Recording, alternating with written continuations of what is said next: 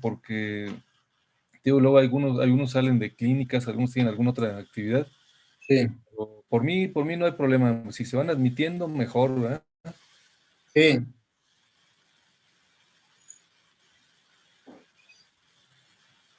Ahí poco a poco se van integrando. Oye, fíjate que esto de la colitis ulcerativa, Sí, ¿cómo han salido medicamentos, verdad? sí ha Últimos. aumentado mucho, pues es que no se conoce aún todavía la etiología cierta, es Sí, todavía idiopática, ¿no? sí, Esencial. Entonces, pues no sabemos qué lo origina. Hay asociaciones a ciertos factores, a genes, sí, sí, sí. pero el desencadenante, y Ujú, últimamente se está pensando que en realidad son varias enfermedades asociadas en una. Por ejemplo, que hay sí, varios subtipos del CUSI y también ajá, del Crohn. sí.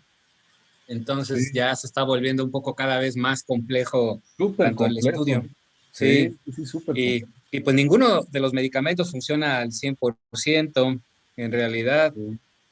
Y igual para el diagnóstico es algo también muy complejo y a veces los pacientes tienen que sufrir mucho antes de llegar a un diagnóstico.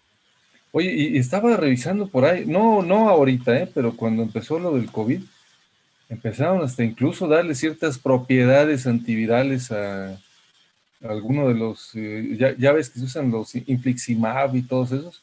Sí, A algunos de esos hasta le vieron propiedades antivirales, aunque ya como que se perdió el auge, pero al principio le querían echar a todas las medicinas ciertas propiedades, ¿eh? sí, eh, este, al final, pues un montón de medicamentos se están probando pues, Sí, en esta enfermedad, entonces pues muchas veces no sabemos cuál es y al final hasta que no sepamos bien la etiología, pues no vamos a definirlo a exactamente. definir. Oye, Ulises, Entonces, mira, son ahorita las 12:03 y ya somos 46. ¿Qué te parece si empezamos? Porque perfecto. la verdad es de que ya casi estamos todos, no hay ningún problema. Bueno, vamos a iniciar con un tema muy largo, extenso, poco conocido, como escucharon que estábamos platicando. Es un tema apasionante, mucha tecnología se ha seguido utilizando y se ha seguido estudiando para su tratamiento, diagnóstico, abordaje. Sin embargo, al final sigue teniendo un problema serio de salud y un porcentaje alto de falla a los distintos tratamientos, también complicaciones, morbilidades y asociaciones a neoplasias o cáncer. Entonces vamos a iniciar con la colitis ulcerativa crónica en específica, con su definición. ¿Qué es? Es una enfermedad inflamatoria de forma crónica. Eso quiere decir que va a durar desde que se diagnostica, se va a caracterizar por estar presente en la vida de esta persona. Es una enfermedad que no va a desaparecer y se caracteriza por periodos de activación y recurrencias de la enfermedad. Es idiopática, eso quiere decir, no sabemos en realidad qué lo origina, cuál es la etiología o etogenia, es todavía aún en estudio, encontramos piezas y se está armando el rompecabezas y sobre esas herramientas inflamatorias o esos caminos de inflamación es sobre lo que va guiado el tratamiento. Afecta principalmente la mucosa del colon y el recto. Es el órgano afectado, a diferencia del Crohn, como vamos a ver.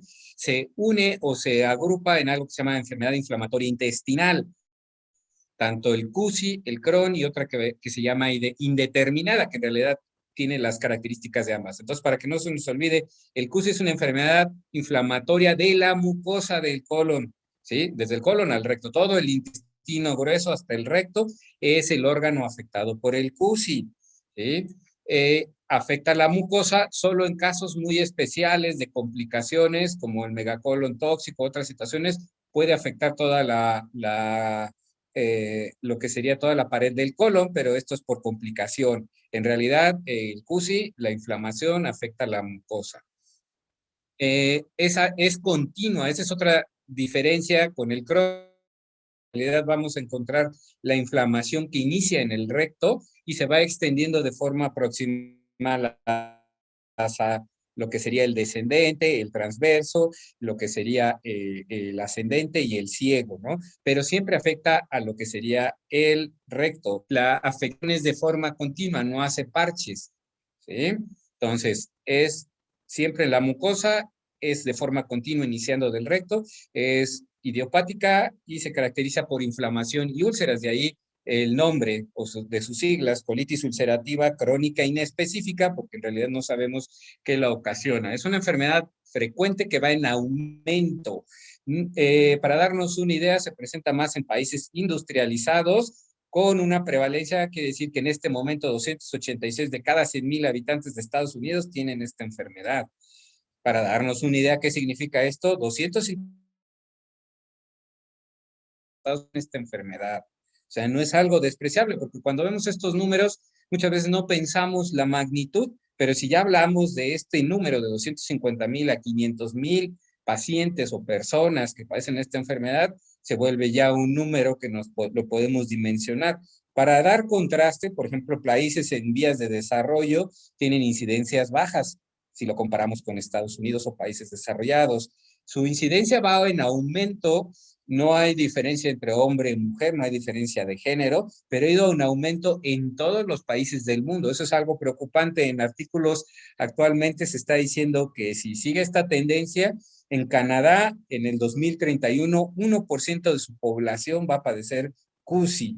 Entonces es algo serio que hay que entender qué es lo que está pasando, que aún no lo sabemos. Su presentación es bimodal, o sea, 2 picos de frecuencia. Eso es muy importante para asociarlos al cuadro clínico y la edad del paciente y tener una sospecha diagnóstica, ¿sí? Entre 20 y 40 es el pico máximo. Todo paciente con cambios de hábito intestinal,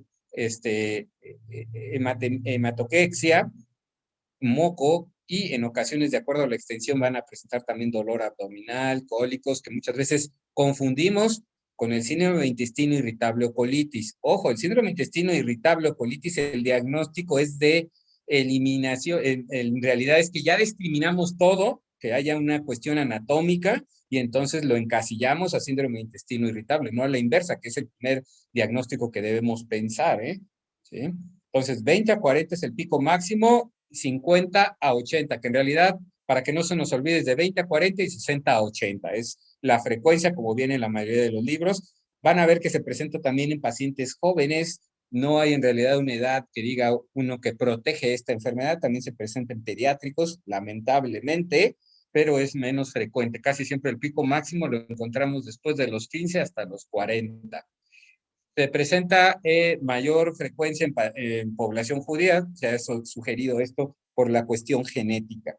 En estratos socioeconómicos altos, ahorita vamos a ver algunas de las teorías, por qué se presenta más en ellos, mucho es por el ambiente y la teoría de higiene que se está manejando recientemente. La patogénesis de muy mal comprendida, conocemos algunas cosas. Aquí les muestro la epidemiología. Los de rojo son los que tienen una incidencia alta, va en aumento. México entra de los que van en segundo, si ven, estos son los más altos, los rojo, ¿cómo le podemos decir? Vino, y el rojo encontramos que está incluido México. México va aumentando mucho su incidencia.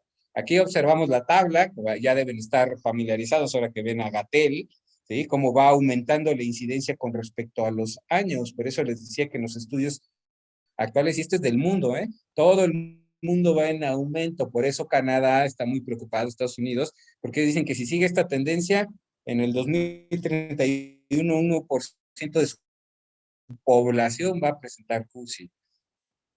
¿Cómo se distribuye esta enfermedad? Como platicamos, inicia en el recto. El recto siempre está afectado. Si no encontramos lesiones en el recto, no va a ser saltos o parches, como sería el Crohn, ¿sí? Que vamos a revisar posteriormente, ¿sí? El 95%, que en realidad muchas veces el 5% es porque es indeterminado o porque presenta signos como si fuera Crohn, que también sería el indeterminado, en regiones del canal anal, por eso no es el 100%, pero la mayoría lo encontramos en lo que sería el recto. Rectos sigmoides, cuando ya también la extensión es más allá del recto, se presenta en el 50%, colon izquierdo hasta el ángulo esplénico en el 30%, y la pancolitis, esa que se presenta en todo el colon y el recto, en el 20%. Esto también, como vamos a revisar, se asocia a una clasificación de Montreal que nos permite saber la severidad de acuerdo a su extensión. Por eso, como escucharon, se está pensando que existen distintos subtipos de esta enfermedad, aún todavía no es aceptado, son teorías. La dividen en E1, E2, E3, de acuerdo a si es proctitis E1, es menos agresiva, menos sintomatologías, menos posibilidad de complicaciones. E2 hasta lo que sería el ángulo esplénico, y E3 ya es la pancolitis o colitis extensa o universal, como van a ver algunos artículos españoles que así le denominan. La colitis indeterminada en el 5 al 15% de los pacientes con enfermedad inflamatoria intestinal. No vamos a poder establecer si es CUSI o si es Crohn. Presentan ambas características ya después de todo un estudio extenso, tanto histológico, colonoscopías, imagen, marcadores, laboratorios, de todo, y si siguen siendo indeterminadas. Vamos a abordar qué ocasiona esta enfermedad tan compleja. En realidad son tres factores como cualquier enfermedad. El factor de la persona, que viene dado por sus genes y por su inmunología, que eso no lo podemos modificar, en realidad eso ya se hereda. Y los ambientales y microbianos, que eso es el ambiente al cual se ve sometido la persona, y esto sí podemos incidir en él, aunque todavía es poco comprendido. Sin embargo, estos factores interactúan para causar el proceso inflamatorio. Ya que se genera la enfermedad, es una respuesta inmune anormal de la mucosa. La mucosa presenta un fenómeno autoinmune, el cuerpo reacciona como si hubiera un proceso infeccioso en lo que sería la mucosa, la ataca y hace estas ulceraciones, por eso se llama ulcerativa inespecífica.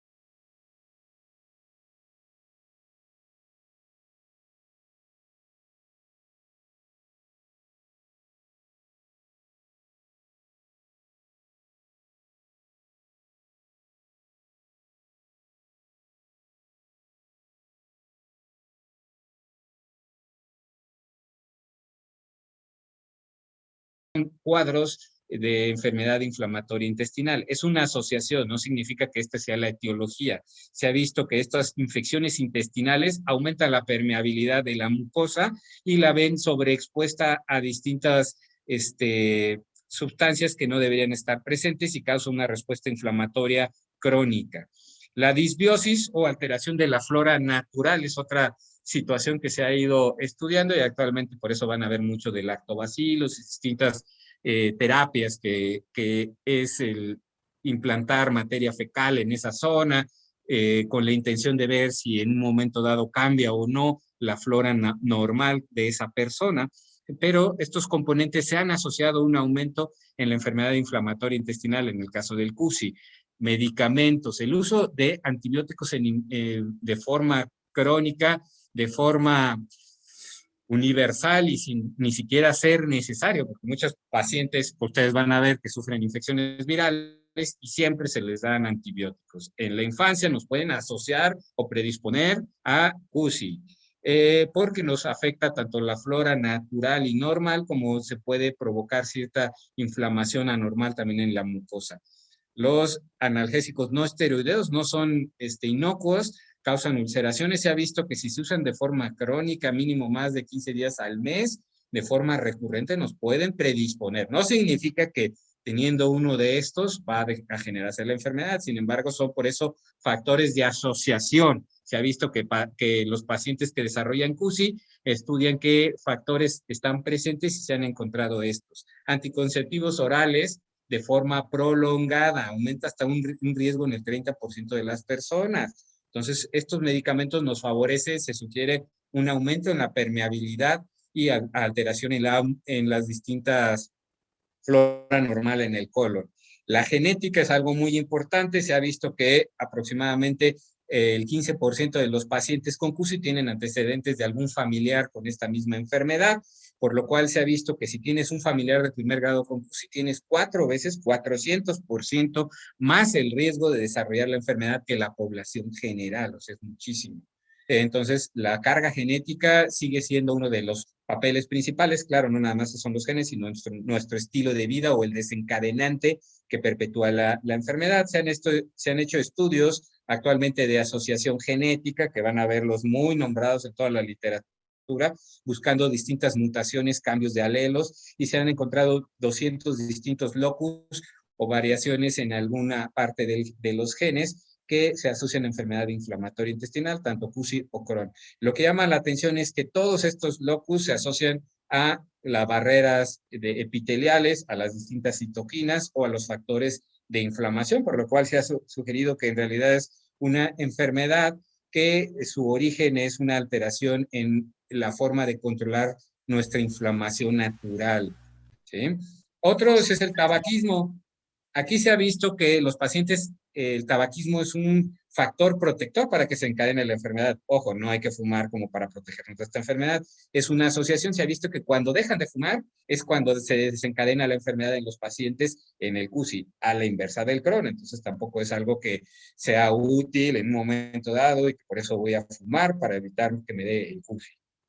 Teoría de la higiene es una de las más aceptadas, en las cuales se ha visto que actualmente pues siempre todo es higiénico, ya no hay que someter a los bebés a ningún estímulo antigénico exterior, nada, todo tiene que estar estéril, no puede estar en contacto con nada, y se ha visto que esto, en lugar de protegernos, va favoreciendo que aumente la enfermedad, porque el cuerpo no se entra en contacto con estos antígenos, sino forma una modulación adecuada con el paso del tiempo. Por eso se ha visto que vivir en granjas ha favorecido la disminución, no tiene un efecto protector. Vivir de forma temprana con mascotas, entras en contacto con antígenos y haces una tolerancia, que es lo que se ha visto, que esta enfermedad a lo mejor es una alteración de la tolerancia hacia nuestra inmunogenicidad.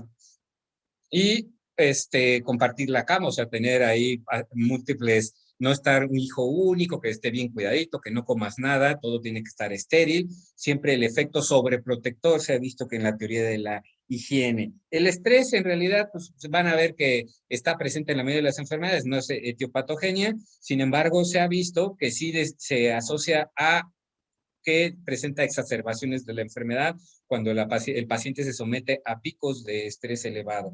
La apendicectomía tiene un efecto protector, ¿sí? No sabemos igual en qué consiste. Aquí el paciente que se lleva a cabo una apendicectomía disminuye hasta el 69% el riesgo de desarrollar la enfermedad. En realidad, estos factores interactúan de una manera desconocida, pero lo que al final desencadenan es una inflamación de la mucosa del colon, desde el colon hasta el recto, todo ese, porque lo dividimos, pero es parte del intestino grueso, lo que sería el recto. ¿Cómo funciona esto? No se estresen, es para mostrar en realidad, como les dije, las teorías actuales se ve que la capa de moco, los efectos protectores de las uniones oclusivas densas en lo que serían las mucosas del colon se ven afectadas. Entonces, la permeabilidad y la exposición temprana a distintos antígenos en lo que sería la lámina propia y el epitelio se encuentran presentes causando un proceso inflamatorio. Esto es una teoría, inicia con la ruptura anormal de los mecanismos de defensa. Se entran en contacto estas bacterias con los antígenos, con las células presentadoras de antígeno, que son los macrófagos y células dendríticas, y de aquí todavía no sabemos, no todos los pacientes que entran en contacto con las bacterias van a desarrollar la enfermedad. Por eso se sugiere que aquí hay alguna alteración, que se hace una respuesta exagerada, un proceso inflamatorio, guiado tanto por distintas citocinas, principalmente el factor de necrosis tumoral alfa, por eso van a ver que muchas de las sustancias que en estudios se están utilizando para bloquear y evitar la cascada hacia el desarrollo de distintas células, como los linfocitos T. Por eso van a ver que en algunos libros dicen que principalmente es la vía TH0, que son ciertos tipos de linfocitos T, y en realidad actualmente esto ya también no es aceptado, se ha visto que en realidad comparten un montón de vías, no es exclusivo la TH0, en realidad son un montón, y este estímulo celular favorece también el desarrollo de distintas células de ataque, como los natural killers, y la liberación de distintas citocinas que favorecen todavía aumentar más la permeabilidad por edema y por favorecer la muerte celular programada o apoptosis de las células.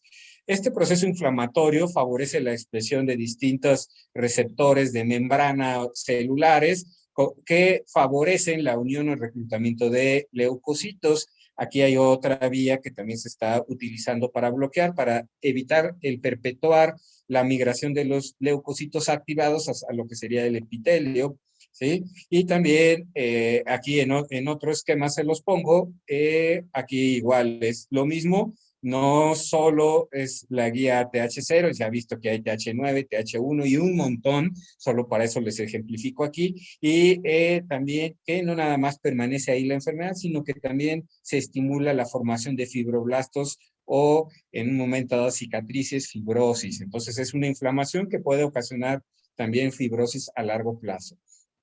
¿Cómo detectamos a los pacientes? Pacientes de edades, como vimos, de 20 a 50 o de 60 a 80, para que no se nos olvide, que empiezan con cuadros de evacuaciones de cambio de hábito intestinal reciente, principalmente diarreas, con hematoquexia, sangre en las heces mezcladas, acompañadas de moco, y el proceso inflamatorio de la mucosa ocasiona los signos todos estos referidos. Las úlceras ocasionan el sangrado y el cambio de hábito intestinal por el aumento de la peristalsis. De la misma manera, la inflamación causa el tenesmo. Cuando hay un proceso inflamatorio, esta de evacuación incompleta, el deseo de seguir empujando, ellos a veces dicen, doctor, es que creo que estoy pero no sé por qué, si evacuó muy suave, hasta diarrea. Entonces ellos no llegan con el diagnóstico, no te van a decir, creo que tengo CUSI, doctor, simplemente te dicen, creo que sangro, no sé si estoy estreñido porque tengo que empujar mucho, no se me quita el deseo de evacuar y presento mucosidades y en ocasiones mucosa esfacelada, que van a decir ustedes, ay, no creo que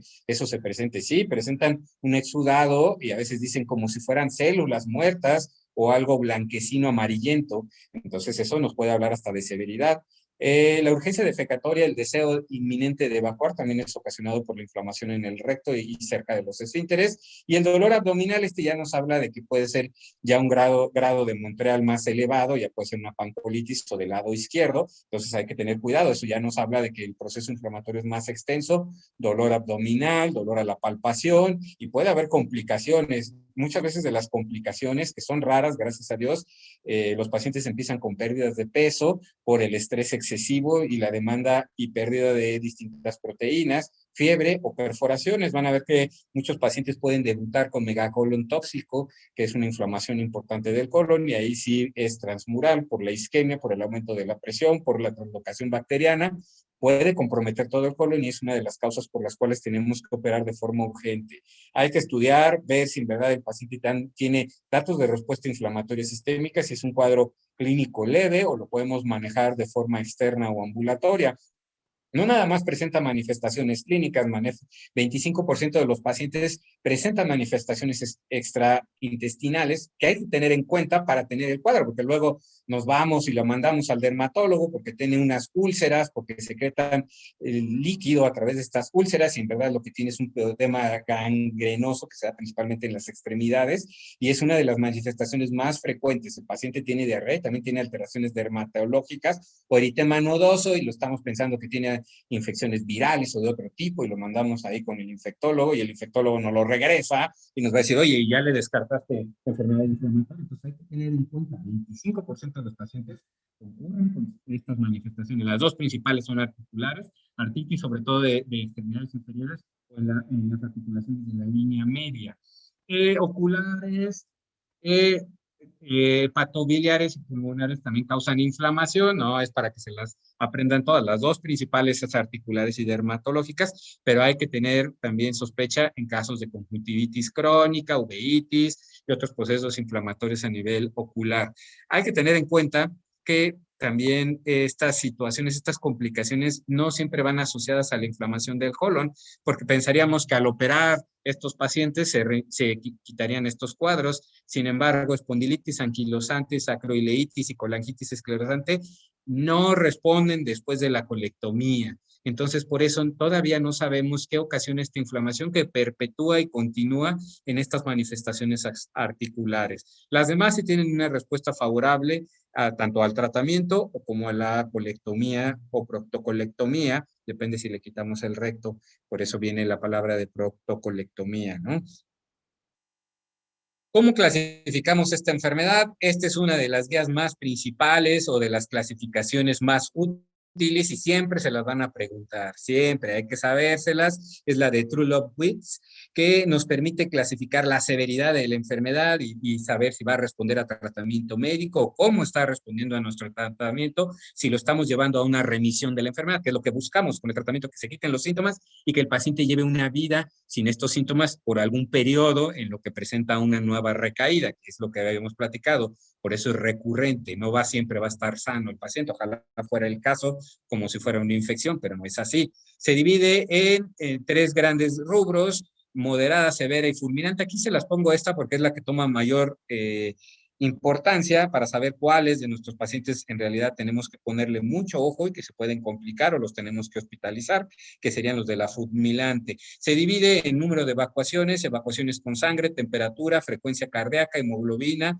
volumen, BCG, tiempo de sedimentación globular y los distintos hallazgos en el colon y signos clínicos que tanto encontramos a nivel abdominal. En realidad los dividimos en cómo nos habla la mucosa que está y datos de respuesta inflamatoria presente o no, tanto clínicos como por laboratorios y por exploración. Esa es la utilidad, nos puede dar una idea de la severidad.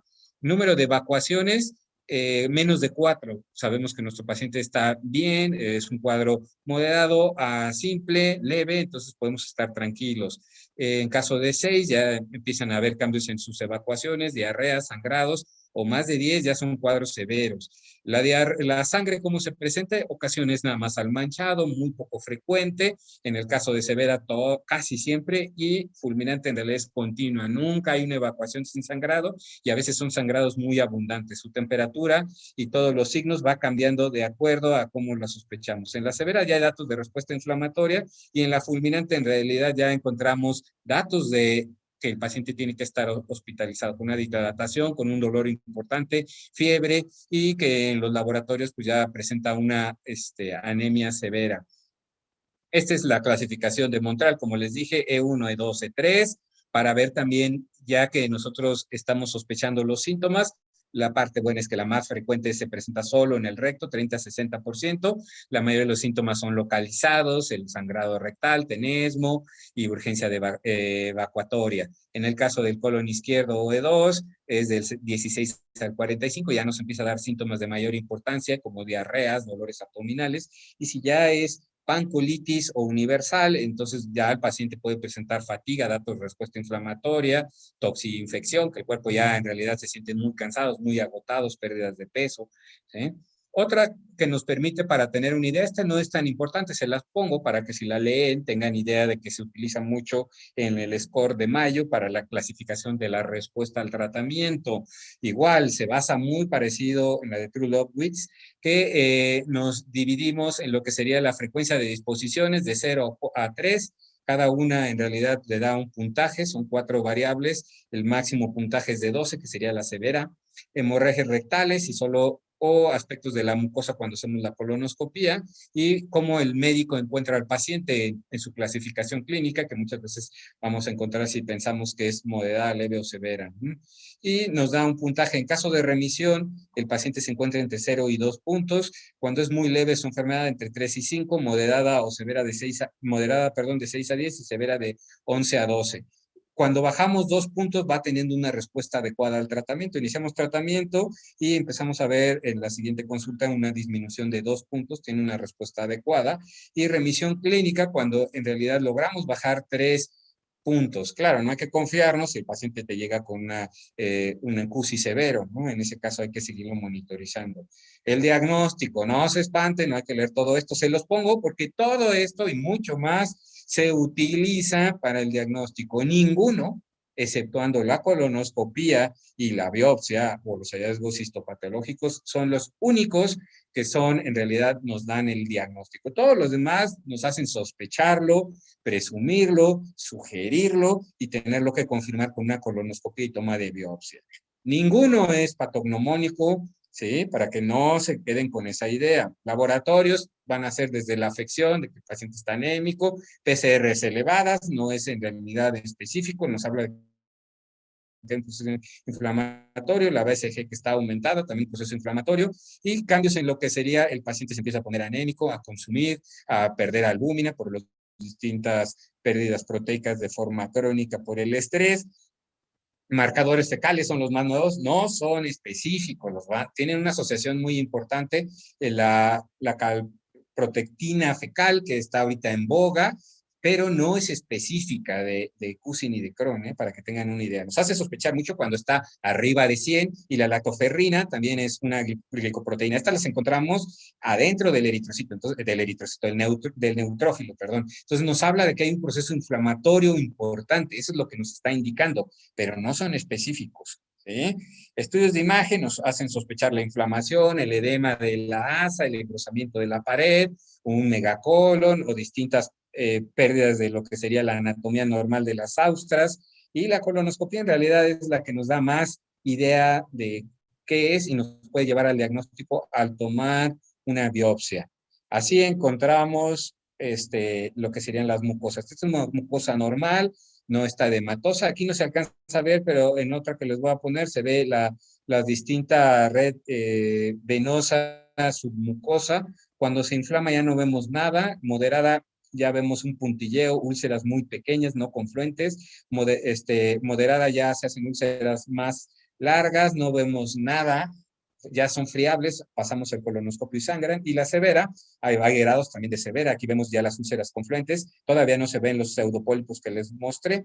Y acuérdense que puede haber, siempre afecta la mucosa solo en casos de megacolon tóxico o colitis fulminante, un proceso inflamatorio por translocación bacteriana. Entonces sí, son urgencias y ahí va a haber datos de perforación o ya hay compromiso de toda la pared. Estos son los hallazgos en realidad histopatológicos que ahorita vamos a tocar rápidamente, no es la parte más importante. También la Mayo, Clínica Mayo sacó una clasificación endoscópica. Entonces hay que referir si es clasificación endoscópica de la Mayo o clasificación clínica, ¿no? La Mayo 0, en realidad esta es la mucosa normal, rosita, vemos la red submucosa de todos los vasitos, así se tiene que ver, ese es algo natural. Aquí ya no vemos nada, el índice Mayo 1, se ve un enrojecimiento, un eritema, un edema, y vemos, en realidad ya no vemos la red venosa, ¿no? Y en el Mayo 2, observamos ya las úlceras que se empiezan a volver confluentes, un eritema muy marcado, un edema y pérdida del patrón vascular. Ya no vemos cómo se ve en los vasitos como veíamos en la mucosa sana. Y el Mayo 3 ya es algo muy severo, ya son úlceras confluentes con pseudopólipos y con sangrados o sangrados muy abundantes. Esta es otra muestra, igual, en realidad mucosa normal, moderado, leve, moderado y severo. En la patología que vamos a encontrar, infiltrado en la mucosa, en realidad, en la mucosa, ¿sí? De los neutrófilos. Es una migración de los neutrófilos y linfocitos hacia lo que sería la mucosa, abscesos de las criptas y atrofias de las mismas, ulceraciones y depresión de la mucina. Y acuérdense, la mucosa no va a estar así, en realidad, cuando ustedes se encuentren en la colonoscopia, no van a encontrar parches o segmentos de ulceraciones, y luego una área de mucosa sana y otra vez otra área igual afectada. Eso no lo van a encontrar. Ahí hay que sospechar en Crohn. El tratamiento médico, pues depende de la severidad. ¿Cómo vamos a encontrar la respuesta hacia el tratamiento? En realidad, cada vez no nada más ha aumentado la incidencia. Este es de 2005. ¿Qué ponían que la respuestas al tratamiento médico era del 20 al 60, en realidad cada vez en enfermedades severas disminuye muchísimo esto, por eso la necesidad de cirugía es inversamente al grado de severidad. Entre más severo, más probable, perdón, directamente proporcional, más probable que sea necesaria la cirugía. Aquí es una colectomía total por un megacolon tóxico, vemos un diámetro avanzado, ya la mucosa está ulcerada, esfacelada, engrosada porque había sobrecrecimiento bacteriano, en realidad aquí ya había áreas de perforación en el colon.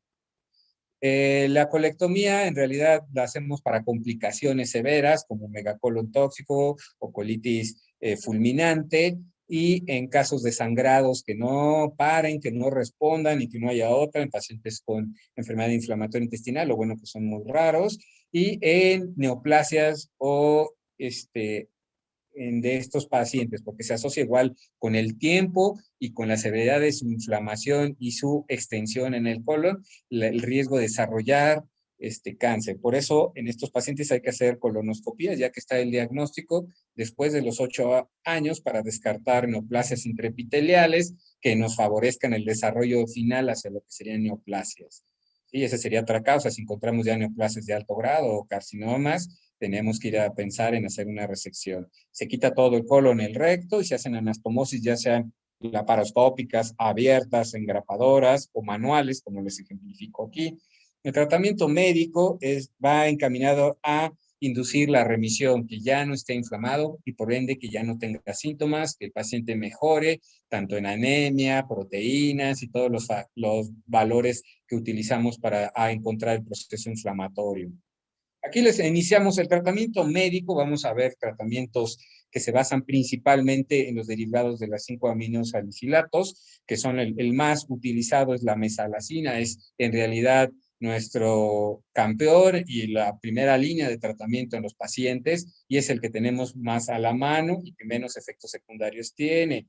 La sulfasalacina en realidad ya se está en desuso, tiene mayores efectos secundarios, entre ellos anemias, por deficiencia de folatos y otras alteraciones. Pero principalmente vamos a el uso de la mesalazina, como ahorita vamos a ver, de acuerdo a la severidad y localización, es como indicamos su manejo. Esteroides, estos en realidad siguen y seguirán siendo los más utilizados, fueron los que cambiaron la mortalidad en realidad del PUSI antes de que se encontrara o se manejara en los 1900 la mesalazina.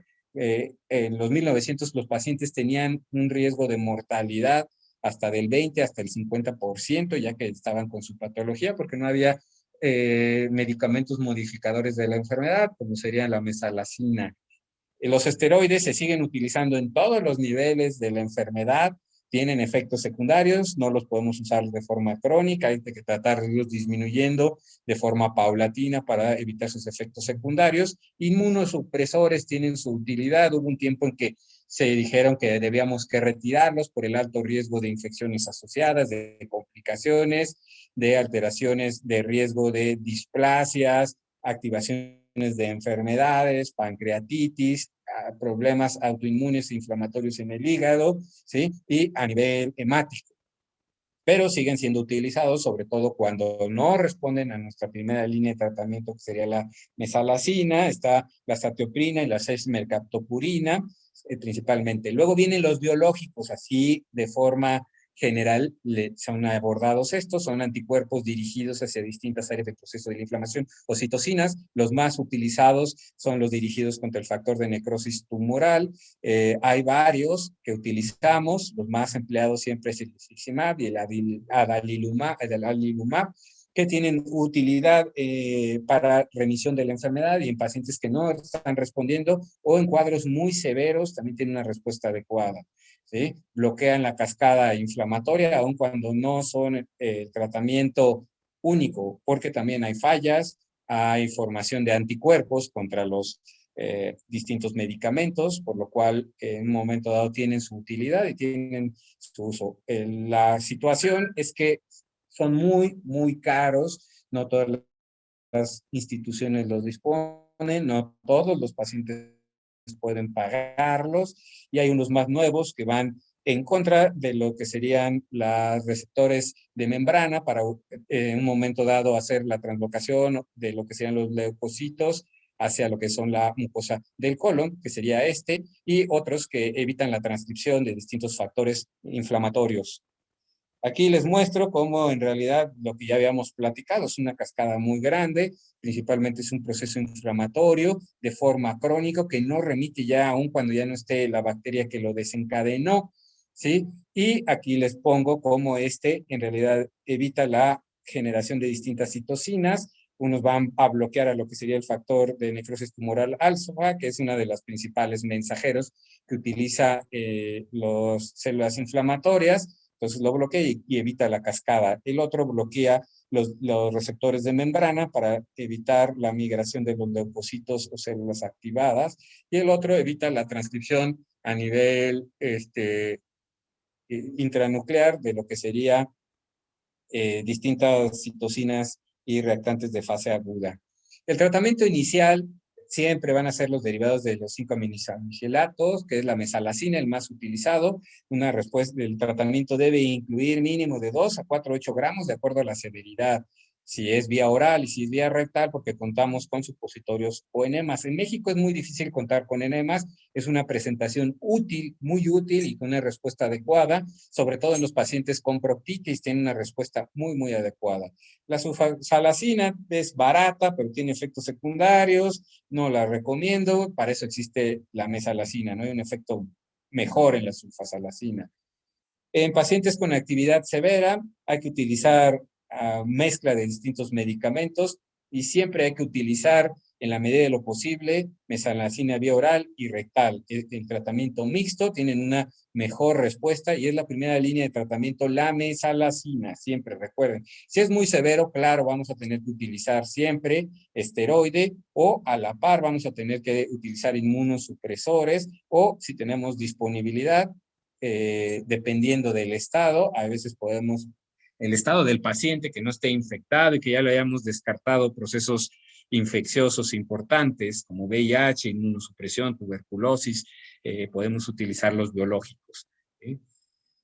Entonces, ¿qué acción tiene rápidamente lo que serían los derivados del 5-ASA? Evitan o modulan lo que es la vía de las prostaglandinas, inhiben la producción de citocinas, actúan como un antioxidante específico de la mucosa del colon, entonces nos hace un efecto muy, muy favorable y una respuesta muy adecuada en los pacientes de diagnóstico temprano y severidades leves.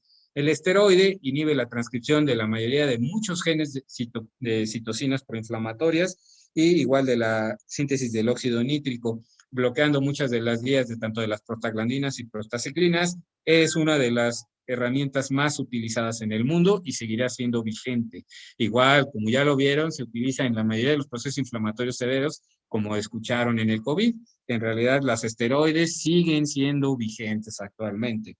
Los anticuerpos monoclonales contra el factor de necrosis tumoral alfa y evitan que se continúe la cascada de activación de la inflamación local y sistémica. Aquí rápidamente, tampoco es para que se lo aprendan, solo les muestro cómo en realidad siempre en moderada o severa iniciamos con mesalazina principalmente, y depende si tiene mucha sintomatología o algo de severidad, podemos utilizar también junto con esteroides, ya sea oral o tópicos, y con su disminución, depende si tuvimos que utilizarlos para una respuesta no adecuada o si un paciente que estaba en actividad moderada o severa llegó a una respuesta leve, podemos ir disminuyendo lo que serían los esteroides para dejarlo solo con el manejo de la mesalazina. En casos severos, pues muchas veces no responden y nos tenemos que ir a los inmunosupresores, como la satioprina o la 6-mercaptopurina, que nos ayudan junto con lo que serían tanto la mesalazina junto con los esteroides, porque ojo, los inmunosupresores tardan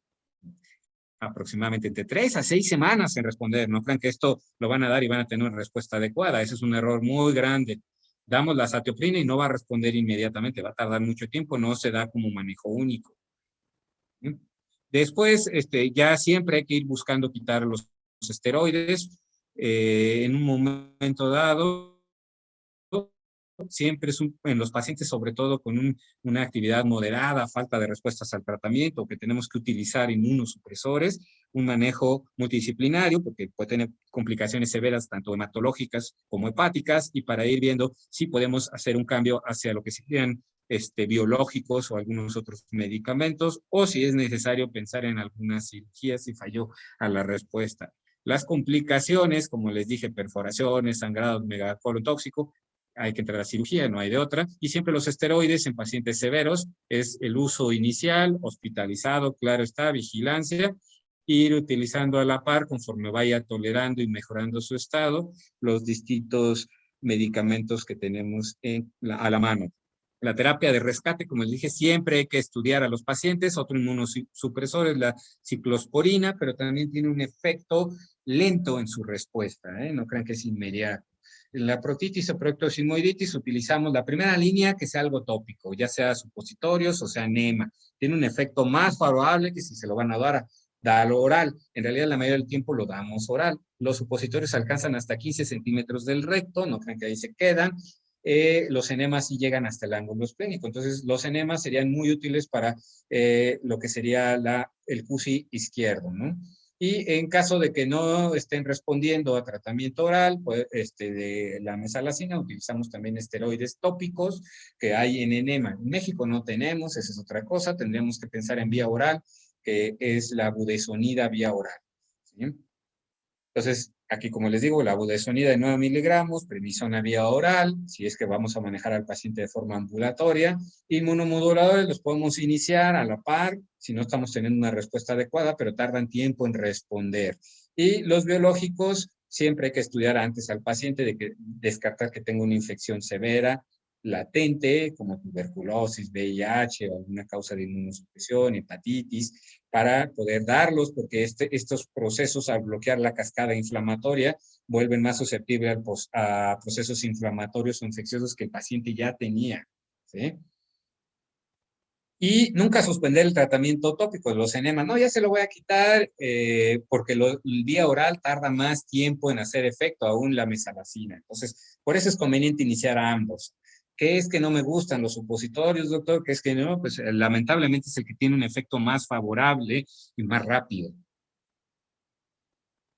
Perdón. Para mantener la remisión, el más utilizado en la proctitis o proctosimoiditis serían los supositorios, la presentación de la mesalazina. Pancolitis, colitis izquierda, acuérdense, mixto, oral y rectal.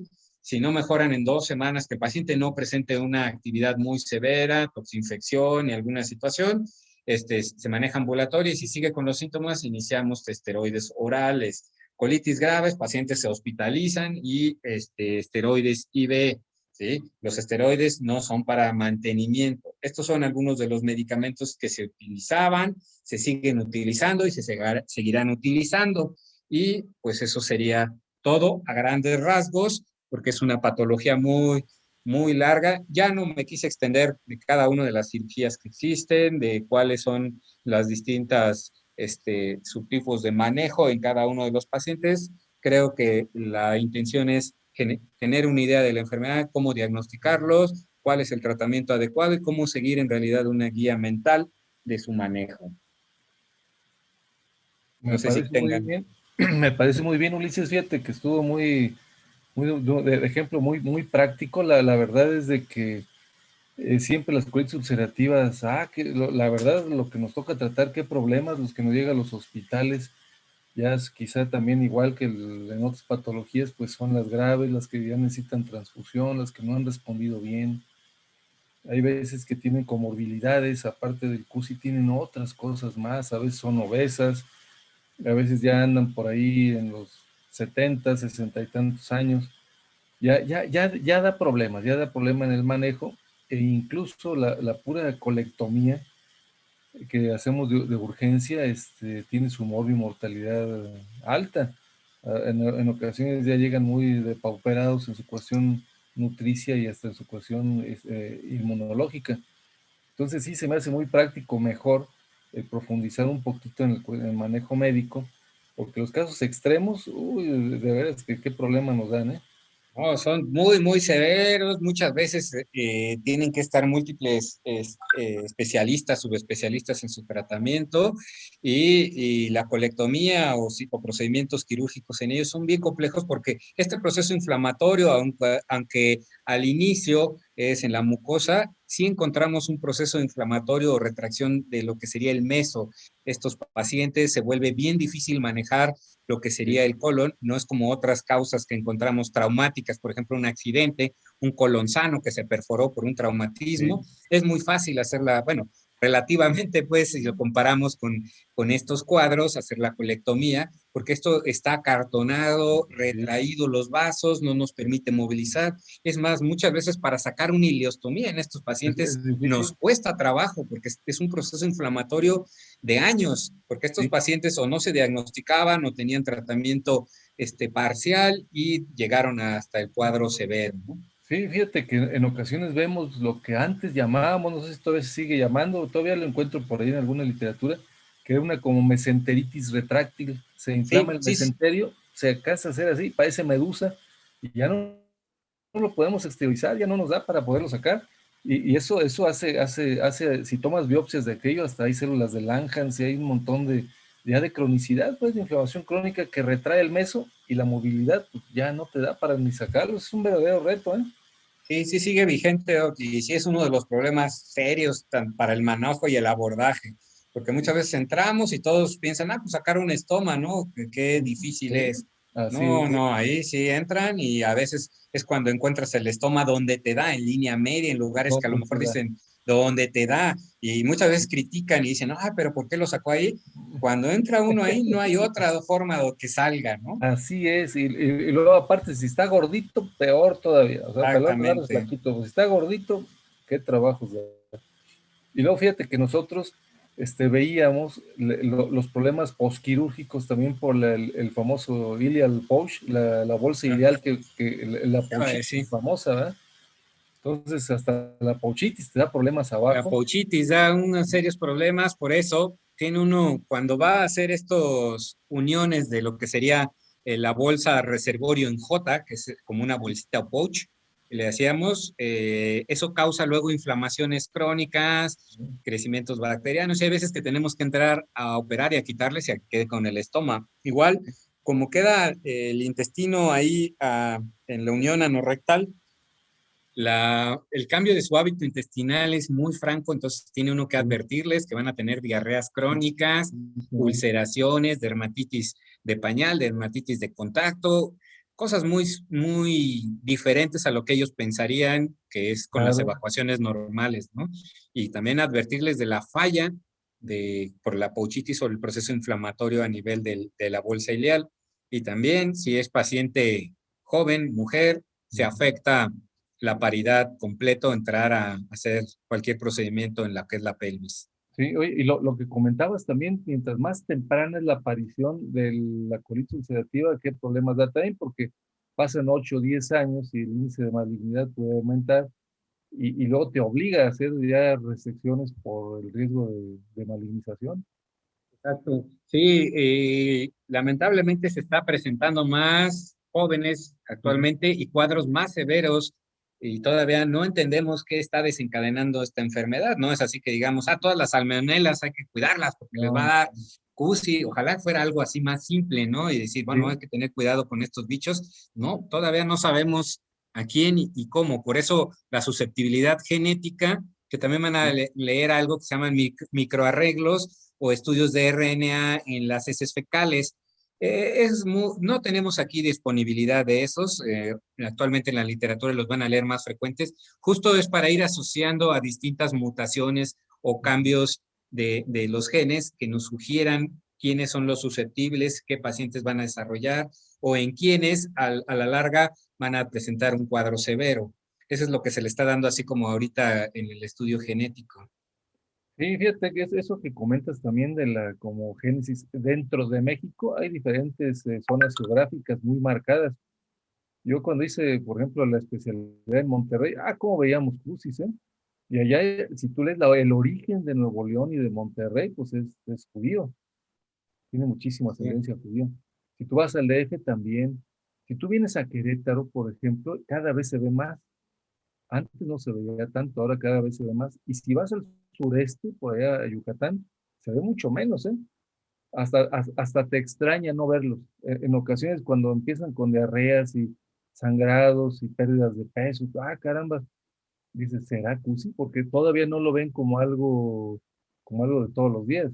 Exacto. Sí, siempre hay que tener en mente este diagnóstico, jóvenes, porque si no, algo que no pensamos, no diagnosticamos nunca, no hay manera Exactamente. de llegar a ese diagnóstico. Y el desconocimiento de una enfermedad no exime ni su diagnóstico, ni que estamos incurriendo en una falla, ¿eh? Eso sí tienen que tenerlo Exactamente. bien presente, porque Exactamente. ustedes son la primera línea de manejo y tienen que entender, saber y diagnosticar estas enfermedades para evitarles el calvario a los pacientes y posibles complicaciones. Sí. Oye, hay veces que hasta valdría la pena iniciar ante la sospecha la mesalacina y algo de esteroides en casos un poquito más agresivos, ¿no? Antes de que tengas que transfundir 6, 8 paquetes. Sí, si uno sospecha y el paciente está severo, hay que irse a tratamiento médico, luego, y buscar en la medida del que no esté severo, que haya riesgo de perforación. O sea, la colonoscopia es muy, muy buena, pero si el paciente está con una actividad muy severa, nos aumenta mucho el riesgo de perforarlo. Entonces, darle tratamiento y después que mejore sus condiciones o disminuir el riesgo de perforación, hacer la colonoscopía para que no piensen que luego que está un paciente severo, meterle el tubo, porque si no lo van a Sí, perforar. sí, se perfora, exactamente. Entonces, le da uno tratamiento y ya luego lo estabiliza y ya llevamos a cabo el diagnóstico. Sí, perfecto. Doctores, ¿alguna pregunta, por favor, ahí ustedes?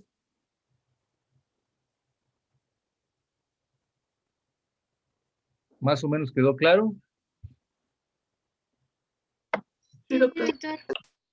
Bueno, me da mucho gusto. Pues Ulises, muchísimas gracias. Muy amable otra vez por Ok, tu presencia, por tu tiempo, tu dedicación y pues estaremos pendientes para el día de mañana. ¿sí? Mañana nos Muchísimas vemos. gracias. Gracias, Hasta luego. Ulises. Que estén bien. Gracias, doctor. Gracias. A Bye. los demás, pues ya no se desconecten. Ya vamos a pasarnos aquí unos 3, 4 minutos y empezamos con la siguiente clase, por favor.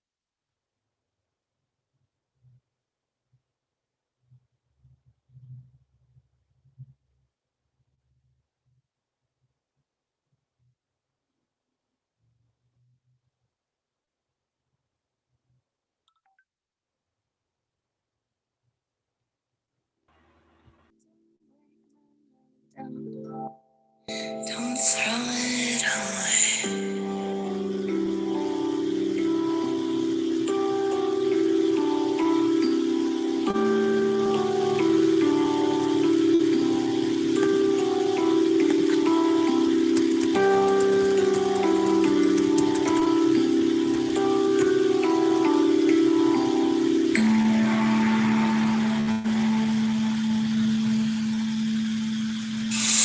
Escuchas City, una ciudad de sonidos.